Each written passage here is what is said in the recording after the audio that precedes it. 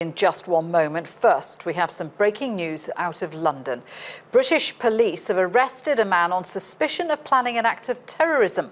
The man was allegedly armed with knives when he was tackled to the ground by police near Britain's Houses of Parliament. Well, Sarah Morris joins me in the studio now, and Sarah, we can see from these pictures that police activity is still going on in Westminster. Do we know more about exactly what happened?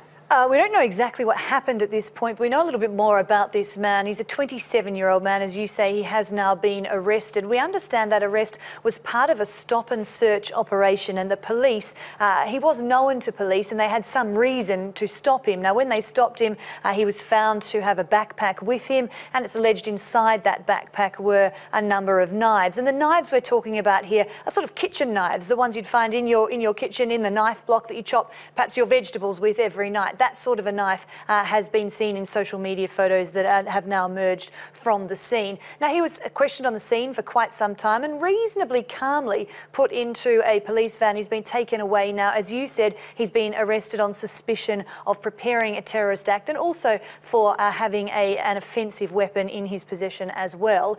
What happens now, though? The counter-terrorism police have been called in. They will be part of this investigation. They are stressing that they don't think there is a wider threat or an immediate threat here in London at the moment. However, obviously, the first questions that they'll be asking is, were you acting alone? Was there anyone else? That's what they need to try and work out. And we see this after every similar attack as police try and work out, is there a network behind what could have happened here, or is this a lone ranger? And of course, no one wanted to take any chances given what happened in Westminster a couple of weeks ago when there were, sadly, a number of fatalities. That's exactly right. I think what is probably most interesting about this attack is where it has happened. It's really just metres from Parliament House here, Westminster. It's just opposite Big Ben where he was arrested, just near Westminster train station. That, of course, is just metres from where the attack happened in March, where a number of people were killed. It's also very close to the Prime Minister's house. Now, we know that the Prime Minister wasn't there at the time, and she is, I understand now, aware of the attack and or there was an attack, aware of the incident,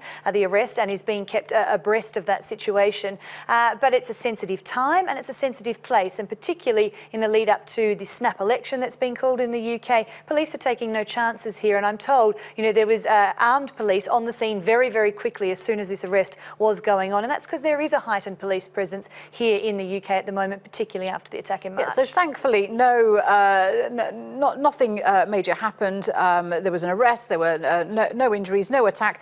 But the thing is, people are so scared about what could happen because of what happened in Westminster. They're very aware that these kind of attacks can come out of the blue. That's exactly right. We've seen them here. Was it just last week in Paris there was an attack on police officers there? People are aware these are different times, I guess, we're living in at the moment. Interestingly, though, this incident really does differ to the one a couple of months ago. When you look at what's happening at the scene, only one side of the street is blocked off.